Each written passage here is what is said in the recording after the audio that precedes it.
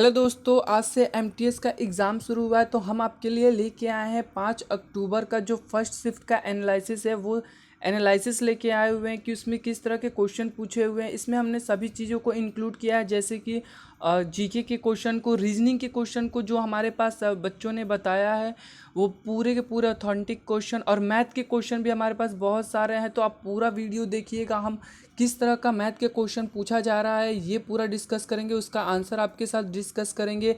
Reasoning में क्या pattern चल रहा है और जीके का क्या है, इजी है मॉडरेट है, वो हम सभी बताएंगे। ये सभी ऑथेंटिक क्वेश्चन दोस्तों, बिल्कुल ओरिजिनल क्वेश्चन जो आज के फर्स्ट शिफ्ट में पूछे गए हैं, तो वो हम आपको बताएं। चलिए शुरू करते हैं। और दोस्तों, हम जब तक इसका एग्ज़ाम होगा पूरे शिफ्ट का एनालिसिस आपको देंगे, तो प्लीज़ इसको सब्सक्राइब कर लीजिएगा। सब्सक्राइब करना बहुत ज़रूरी है ताकि आपके एग्ज़ाम में आपको पैटर्न कैसा आ रहा है ये पता चल जाए।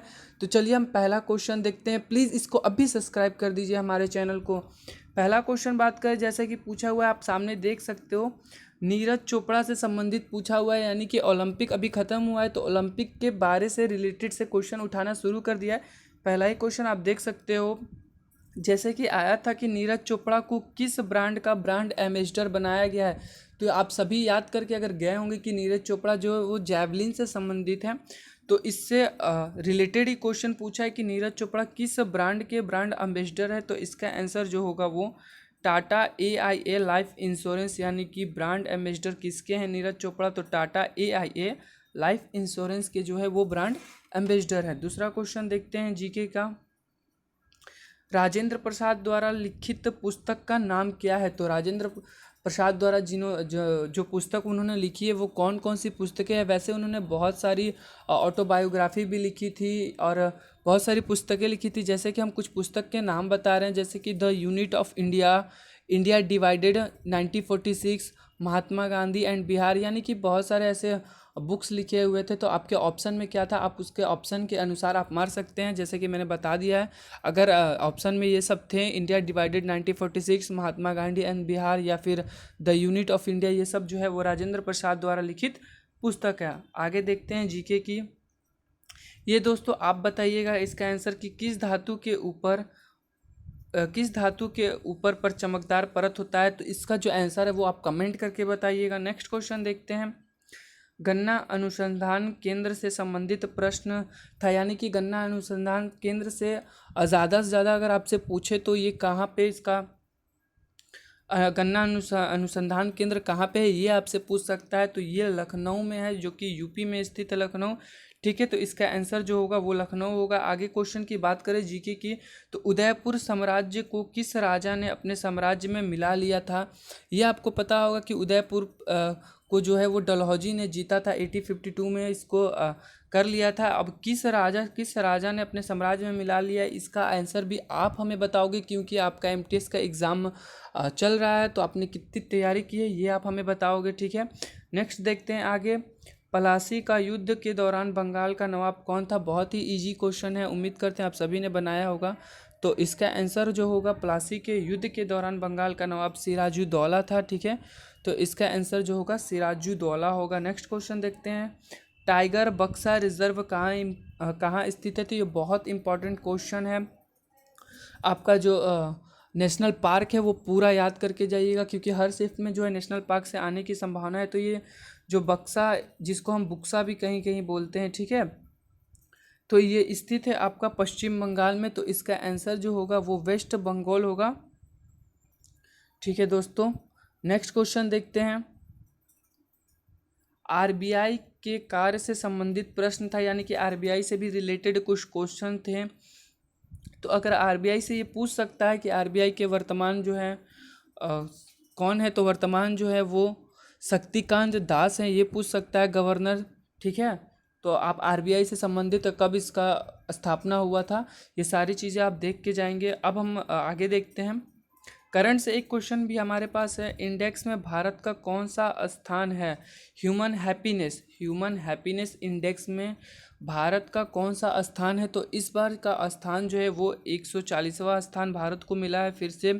तो इसका आंसर जो हो जाएगा 140 हो जाएगा। प्लीज़ दोस्तों पूरा रुकिएगा, इसके बाद हम आपके लिए रीजनिंग का और मैथ का बिल्कुल सॉल्व करके हम आपको बताएंगे। तो प्लीज़ इसको सब्सक्राइब कर लीजिएगा। चलिए अब हमारे पास रीजनिंग के क्वेश्चन देख लेते हैं। ये देखिए, जैसा कि एनालॉजी का क्वेश्चन है, ये क्या सही क्वेश्चन है कि नहीं, जैसा कि कुछ स्टूडेंट ने हमें भेजा है, तो आप प्लीज़ इसको वेरीफाई कीजिएगा ये सही है कि नहीं। ठीक है, तो ये एनालॉजी से क्वेश्चन था। फिर अगर बात करें तो ये देखिए, फिर एक नंबर सीरीज से क्वेश्चन था।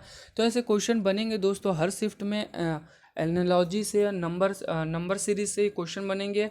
आप इसको एबल हैं, आप इसको सॉल्व कर सकते हैं, तो अभी बैठ के सॉल्व कीजिएगा ताकि आगे के लिए प्रैक्टिस हो सके। ये भी एग्जाम में पूछे हुए क्वेश्चन है। आगे की बात करते हैं, फिर से नंबर सीरीज से 2 क्वेश्चन पूछे हुए थे आपके लिए।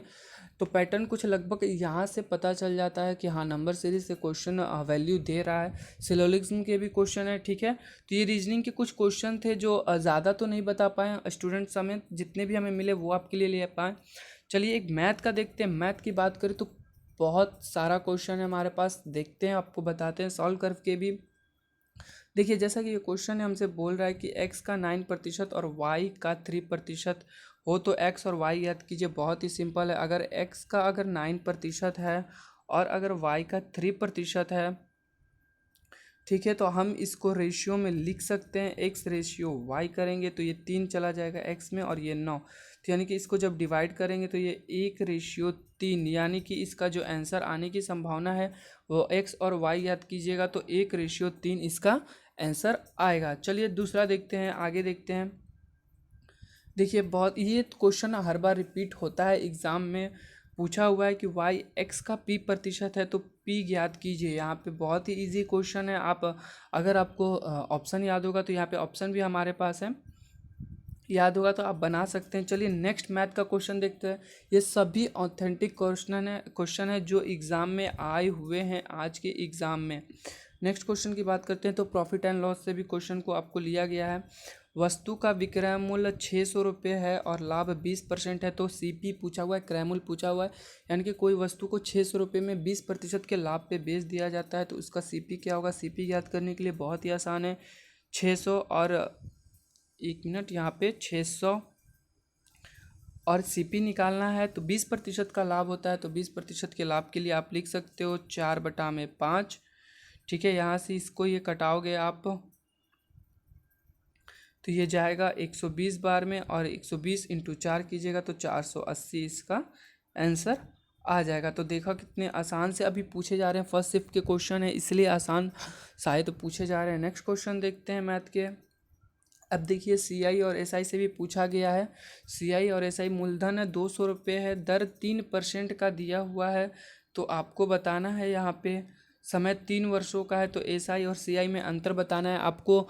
ये फार्मूला बेस्ड क्वेश्चन है, अगर आपको याद है, दो एसआई और सीआई के लिए 2 वर्षों का फार्मूला क्या होता है और 3 वर्षों का फार्मूला क्या होता है, तो आप इस पर बिल्कुल बना सकते हैं। ठीक है, नेक्स्ट क्वेश्चन देखते हैं। हम ज़्यादा समय इसमें नहीं लेना चाहते हैं, आपको बस क्वेश्चन किस प्रकार से पूछे जा रहे हैं वो हम आपको एक तरीका बता दे रहे हैं। अब देखिए, नंबर सिस्टम से भी पूछा गया है, जो कि बिल्कुल आसान क्वेश्चन है। किसी संख्या को 52 से भाग देने पर शेष जो है वो 15 प्राप्त होता है, तो उसी संख्या को 13 से भाग देने पर शेष क्या होगा। इसको निकालने के लिए सबसे आसान तरीका हम आपको बताते हैं। आपको करना कुछ नहीं है, ये 52 को उठाना है और 13 से भाग दे देना है। जी हाँ, आप इसको 13 यहाँ पे रखिएगा और 15 यहाँ पे रखिएगा और इसको भाग दीजिएगा, तो ये एक बार में जाएगा। रिमेनिंग जो आपका बचेगा वो 2 आएगा, यानी कि इसका आंसर भी आपके पास 2 हो जाएगा। दोस्तों बिल्कुल आसान तरीके से बनाना है। हमने जो है वो अपने इस चैनल पे शॉर्ट ट्रिक्स की बहुत सारी मैथ की वीडियो दे रखी हैं, जिसमें एनटीपीसी में पूछे गए, सीएचएसएल में इस 2021 में पूछे गए क्वेश्चन के मैथ के क्वेश्चन को शॉर्ट ट्रिक में हमने बताया है। तो अगर आपको शॉर्ट ट्रिक से क्वेश्चन सीखने तो प्लीज़ चैनल को सब्सक्राइब कर लीजिएगा। इसका आंसर दोस्तों 2 होगा। तो हमने पूरा जितना हमें मिल पाया था, हमने पैटर्न आपको बताने की कोशिश की है, जीके की, रीजनिंग की, मैथ की। अगर आपको पसंद आया हो तो प्लीज़ सब्सक्राइब कर दीजिएगा। इसका पीडीएफ चाहिए तो हमारा टेलीग्राम है, जहाँ पे पूरे दिन क्यूजेस होते रहते हैं, उसका लिंक डिस्क्रिप्शन में है, उसको जाके ज्वाइन कर लीजिएगा। और आज पूरे दिन का जो एनालिसिस होगा, जो भी क्वेश्चन होंगे वो सारे हम शाम को डाल देंगे एक साथ ही यूट्यूब पे।